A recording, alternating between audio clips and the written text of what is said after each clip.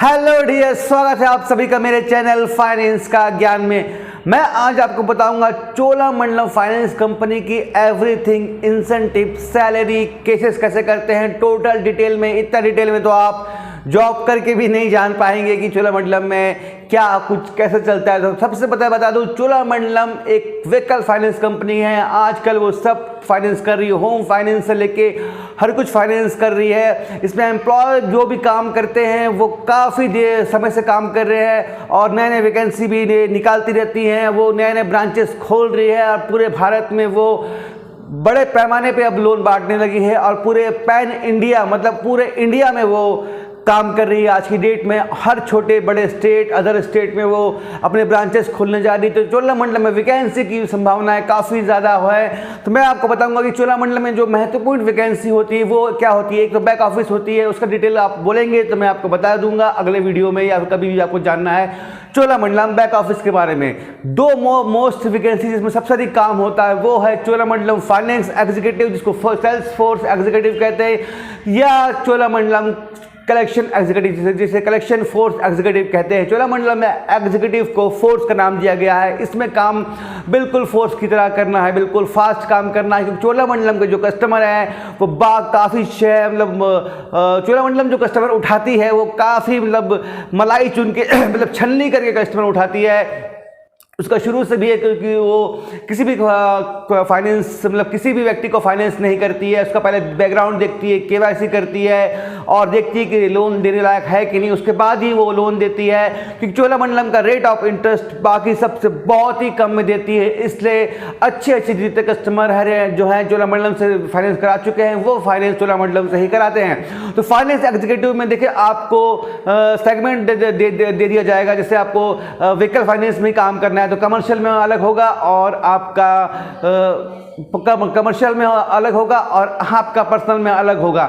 ठीक है, वैसे ही आपका कलेक्शन में अगर जॉब देती है तो आपका रेगुलर कलेक्शन में अलग होगा और एक तो आपका होगा क्रेडिट कलेक्शन में। क्रेडिट कलेक्शन में आपका मतलब हो जाएगा कि क्रेडिट में आपका जो उधारी बाकी है लोगों का, जो जिनका डिफॉल्ट हो चुका है केस, जिनका ड्यू ऑफ लोन जिनको 3 साल में पटाना था वो 3 साल से उनका ऊपर हो गया, वो केस चल देता है क्रेडिट के पास में। जिनका लोन का टाइमिंग खत्म हो गया लेकिन वो लोन नहीं पटाए हैं उसको डिफॉल्ट ऑफ केस में आ जाता है और उनका जो केस है वो चल जाता है क्रेडिट का। तो आपको जो आप करना पड़ेगा उसमें जहां पर लोग नहीं पटाए हैं लोन और लोग दे नहीं पा रहे तो उनसे जाके एक प्रकार का लोन लेना है, आपको वो लोन लेना पड़ेगा। आपको इसमें आपको थोड़ा दिखाना ही पड़ेगा, थोड़ा पावर भी चाहिए रहेगा, क्योंकि लोन उन लोग ऑलरेडी डिफॉल्टर है तो आपको कंटिन्यू उनसे मिलना पड़ेगा, कंटिन्यू उनको फ़ोन करना पड़ेगा, कंटिन्यू उनको परेशान करेंगे, तब जाके वो लोन पटाएंगे। ऐसे कोई दिक्कत नहीं है, पटा देते हैं, लेकिन थोड़ा उनके पीछे भागना पड़ेगा, थोड़ा घर में खड़ा होना पड़ेगा, थोड़ा उनको शर्मिंदा करना पड़ेगा ताकि वो लोन पटा दे। एक होगा सिंपल कलेक्शन, जैसे अभी फाइनेंस किसी ने फाइनेंस किया और उसका कलेक्शन करना है। उसका कलेक्शन के लिए आपको टोटल प्रॉपर फॉर्मेट दे दिया जाएगा, या फिर आपको कस्टमर का नंबर और आपको क्या बोलते हैं उसको ब्राउचर दे दिया जाएगा, जिससे आप कस्टमर का नाम, नंबर, एड्रेस सब लिखा रहेगा। बस उनको फॉलो करना है और आधे लोग तो खुद पटा देते हैं और जो लोग नहीं पटा रहे हैं उनसे जाके किस्त लेना है। और फाइनेंस में आपको बता दूं, फाइनेंस में आपको कहाँ फाइनेंस करना है, फील्ड पे फाइनेंस करना है।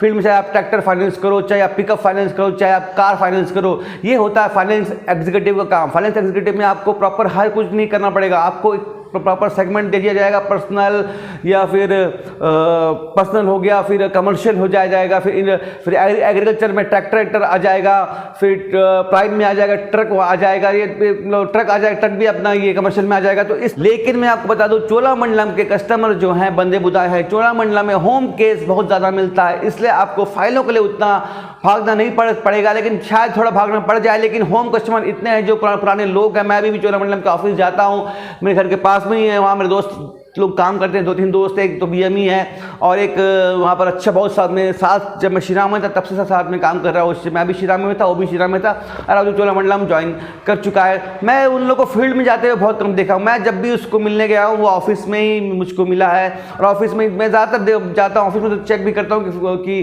कितने एम्प्लॉय बैठे हुए हैं। जब भी मैं चोलामंडलम का ऑफिस गया, एम्प्लॉय ज़्यादातर वहाँ पर ऑफिस में बैठे रहते, क्योंकि वहाँ पर मैं देखा हूँ हमेशा ग्रुप लगे रहता है सामने लोगों का जो फाइनेंस कराना आए रहते हैं। लोग चोलामंडलम चोलामंडलम का ऑफिस ढूंढ के खोजते हैं कि किसी को गाड़ी खरीदना है, किसी को गाड़ी खरीदना है बाई चांस, तो चोलामंडलम सबसे पहले गवर्नमेंट बैंक जाएगा, वो वहाँ से बाई चांस उसका नहीं हुआ तो सबसे पहले वो पहुँचता है चोलामंडलम पहुँचेगा या महिंद्रा पहुँचेगा या बैंक, क्योंकि इनके रेट ऑफ इंटरेस्ट बहुत कम लेवल पर रहते हैं। तो आदमी मतलब एक बैंक की तरह इनका इंटरेस्ट ऑफ रेट रहता है, तो वो इनके पास ही ज़्यादा जाते हैं चोलामंडलम। लास्ट में जब किसी का नहीं होता है कहीं पर तो वो जाते हैं फिर श्रीराम के पास में, क्योंकि श्रीराम का रेट ऑफ इंटरेस्ट हाई है, लेकिन वो ऐसा उनको फाइनेंस करता है जिसको कोई फाइनेंस नहीं करता है। तो चोलामंडलम में अगर जॉब करना चाहें तो इसकी सैलरी 10,000 से स्टार्टिंग होती है। इवन अगर आप 5 साल का एक्सपीरियंस बेस दे रहे हैं या फिर एक्सपीरियंस बेस पे जॉब ज्वाइन कर रहे हैं तो आपकी 20, 26, 22 ऐसी सैलरी हो जाएगी। चोलामंडलम हर फाइल पे इंसेंटिव 800 या 900 रुपये देता है, इवन और बढ़ाएंगे तो 1000 रुपये भी दे सकता है।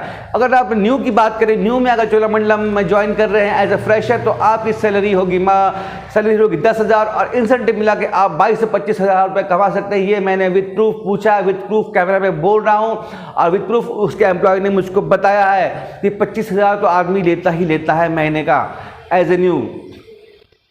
ये बात अगर आपको विश्वास नहीं हो तो आप भी चोलामंडलम के किसी एम्प्लॉय से पूछ सकते हैं। आज जो नहीं कमा पाते तो वो दुनिया में कहीं नहीं कमा पाएंगे दोस्तों। जो लोग बोलते हैं, कमेंट भी करते हैं कि सर ऐसा नहीं होता, मैं खुद काम करता हूँ, जो लोग नहीं कमा सकते वो कहीं नहीं कमा सकते। ऐसा नहीं है एक आदमी 10 आदमी 10 दुकान खोलते हैं तो 10 आदमी का दुकान ही चलता है, उसमें से सिर्फ 6 लोगों का दुकान चलता है। जिनको चलाना आता है, जिनको मार्केट पता है, वही दुकान चलता है, बाकी 10 में से 4 ऑटोमेटिक बंद हो जाते हैं। उसी प्रकार फाइनेंस कंपनी में भी ऐसी है, जो लोग चल गए, जिनको काम आ गया, जिनको काम समझ में आ गया वो ही लोग कमा पाएंगे। जिनको काम समझ में नहीं आएगा वो तो प्रेशर है, बहुत प्रेशर है, भगवान अल्लाह बचा लो मुझे, ऐसे करते करते वो भग जाएंगे 1-2 महीने में। तो जिनके घर गट्स है, जिनके घर पावर है बात करने का, जिनके अंदर गट्स है कलेक्शन लेने का, कलेक्शन लेना भी बहुत अपने आप में बात होती है कि किसी आदमी को पैसा दे देना तो ईजी है, मगर उससे पैसा लेना बहुत कठिन है। तो वैसे है, लेकिन चोलामंडलम के भीतर गेस्ट अच्छे गेस्ट होते हैं तो लगभग 50% मान लूँ मैं चोलामंडलम को दूंगा कि आपको गेस्ट ऑटोमेटिक पैसा दे देगा, बाकी 50% आप कलेक्शन करना। 90-95 के ऊपर आपका कलेक्शन जाएगा तो इंसेंटिव दबा के आएगा आपके पास। 25,000 के ऊपर, 1000 रुपये के ऊपर भी सैलरी इंसेंटिव आप मार सकते हैं। ये मैं विद प्रूफ विद वीडियो कह रहा हूँ। अगर गलत कहूँगा तो आप कमेंट करके मुझको बोल सकते हो। इतना मैं जाता हूँ, मैं सब फाइनेंस कंपनी में विजिट करता हूँ, सब में मेरे दोस्त काम करते हैं। तो फाइनेंस कंपनी में, फाइनेंस में यही काम होता है। अगर आप फाइनेंस एग्जीक्यूटिव हैं तो आपको लोगों को पैसा देना है, चाहे वो कार के लिए हो, चाहे बंगला के लिए हो, चाहे ट्रक के लिए हो, चाहे होम लोन हो, चाहे कृषि लोन हो, ठीक है।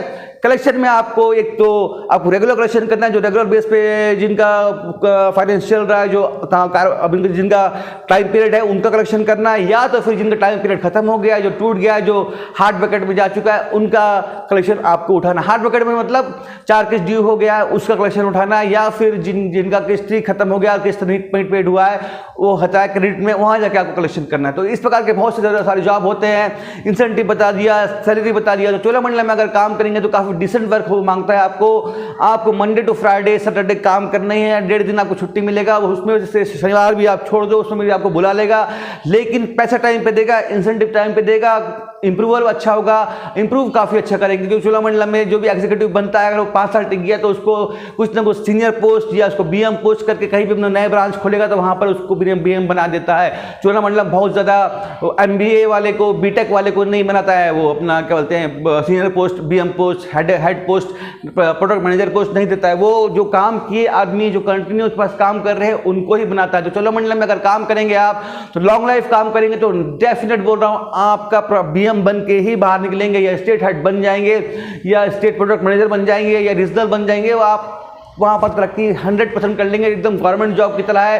प्रेशर है जॉब में, मैं वो नहीं बोलता प्रेशर, तो आप प्रेशर तो आजकल जीवन में प्रेशर है यार, बीवी बच्चे में प्रेशर है, तो जॉब तो क्या बात है। लेकिन चोलामंडलम में ऐसे आप जॉब करेंगे तो आपको पैसे भी अच्छा मिलेगा, प्लस डिसिप्लिन मेंटेन करके चलना। कि चोलामंडलम के जो एम्प्लॉय होते हैं काफ़ी डिसेंट टाइप होते हैं, जो बीएमएम का बात कर रहा हूँ, बीएम मैनेजर होते हैं, सभी इनडिसिप्लिन बर्दाश्त नहीं करते हैं। वो प्रॉपर टाइम पे जाओ, प्रॉपर टाइम पे आओ, फोन में हमेशा आपको रहना पड़ेगा, कभी भी उनका फोन आता है कहाँ पर क्या, तो आपको अपडेट देना पड़ेगा। मतलब इसका मतलब यही है कि चोलामंडलम में आप ड्यूटी कर रहे हो, आपने 9 बजे ड्यूटी ज्वाइन कर ली सुबह, तो जब तक आपको ड्यूटी पीरियड है आप ड्यूटी में ही हो। ऐसा नहीं कि आप वहाँ ड्यूटी में बता के आप कहीं और निकल गए, जा सकते हो, ऐसा नहीं। अपना काम कंप्लीट करके जाओगे तो कुछ नहीं बोलेगा, आपको काम दिख जाएगा कि हाँ ये आदमी तो काम करता है यार, तो आपको फोन आना बंद हो जाएगा।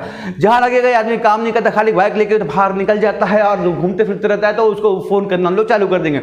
ये सब आपके वर्क पर निर्भर करता है। आप अगर प्रॉपर वर्क करेंगे, मंडे टू सैटरडे अपना काम करेंगे, तो आपको पास फोन नहीं आएगा, क्योंकि कंपनी को पता है कि क्या वर्क करते हैं। अगर आप काम नहीं कर रहे हैं तो दिख जाएगा, तो आपका फ़ोन आएगा। तो बहुत ईजी है काम करना, बहुत कठिन भी नहीं है काम करना। मेरे दोस्त आज काम कर रहे हैं, उसको मेरे ख्याल से कितना साल हो गया, उसको साल गिनूंगा तो बोल नहीं सकता कि आज अच्छे मेरे ख्याल से पिकअप देखता है वो वहाँ पर, तो अभी पिकअप का हाइट बन चुका है वो। तो मैं देखता हूँ आराम से काम कर रहा है, ज़िंदगी बढ़िया बना लिया, कार में घूम रहा है, सब कुछ कर रहा है, मेरे साथ में था, अच्छा पोजीशन पर बैठ गया है, गवर्नमेंट सेटिस्फाइड लाइफ जी रहा है, कोई दिक्कत नहीं है। ऐसे नहीं बस गवर्नमेंट का ठप्पा नहीं है, बाकी पैसे वैसे तो उसको गवर्नमेंट जैसे ही मिलते हैं, छुट्टी पैसा वैसा ऐसा। तो ये हो गया। आप लोग पूछ रहे थे फाइनेंस एग्जीक्यूटिव का काम और कलेक्शन एग्जीक्यूटिव का काम क्या होता है। इसके अलावा आप कमेंट कीजिएगा, आप और बहुत से कमेंट किए आपने, बहुत से चीज़ों के बारे में जानना है, तो सबका वीडियो मैं बनाते जाऊंगा, टेंशन मत लो। पहले वीडियो को लाइक कर दो, चैनल को सब्सक्राइब कर दो। मिलते हैं नेक्स्ट वीडियो, तब तक के लिए बाय बाय और शुक्रिया दोस्तों।